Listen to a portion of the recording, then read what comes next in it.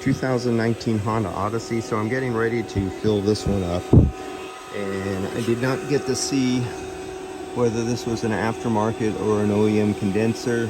I'm not sure on this one because it's not horribly looking bad, but I do remember, I haven't been called to the shop in quite a while, but I do remember the last car I did here was a Honda, and they put a cheap, I mean really cheap, rancid, just disgusting aftermarket cheap condenser on it, really wide fin spacing.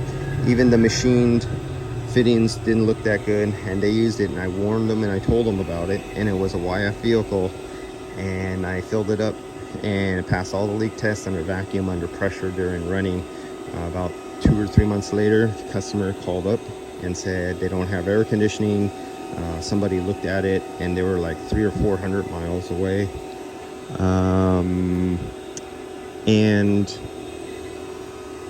they had to drive it 300 or 400 miles away and have me come out and look at it and inspect it. And yes, it was a leak at one of the fittings on the aftermarket condenser.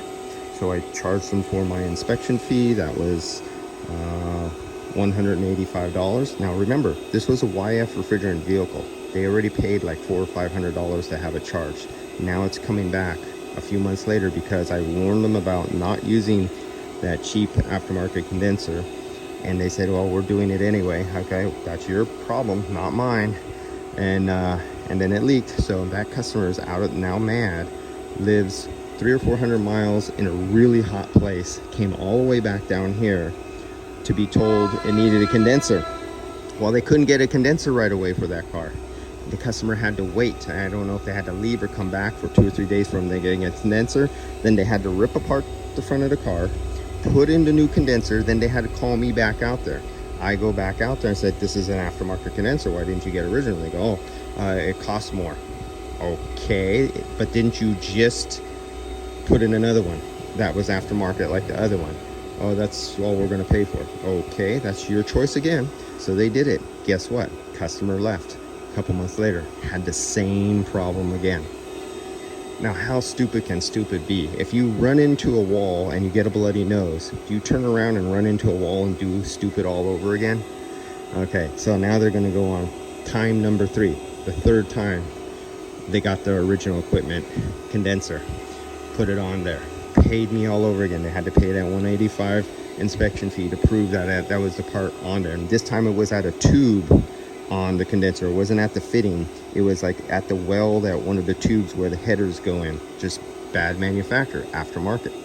And so now they're up for their initial charge between the recovery and everything like that was $500 and some dollars. Then the second time, $500 and some odd dollars. Now a third time is going to be $500 and some odd dollars, plus a really pissed off customer having to take the car apart another time to get to the condenser and the radiator and coolant and all that, and have me come back out there. What part of stupid do people just not get? And sometimes these aftermarket condenser problems can be very, very expensive for a shop and their reputation with the customer. Do you think that customer is going to recommend that shop any work other than badmouth them because they lived 300 or 400 miles away and they lived in a very hot summer climate place? All right, so this one is ready for recharge. It's moisture contaminated. I cannot get down the vacuum anymore, so I'm gonna ball valve this one off, valve it off, and get it ready for recharge, and we'll come back and recharge this one on this Odyssey.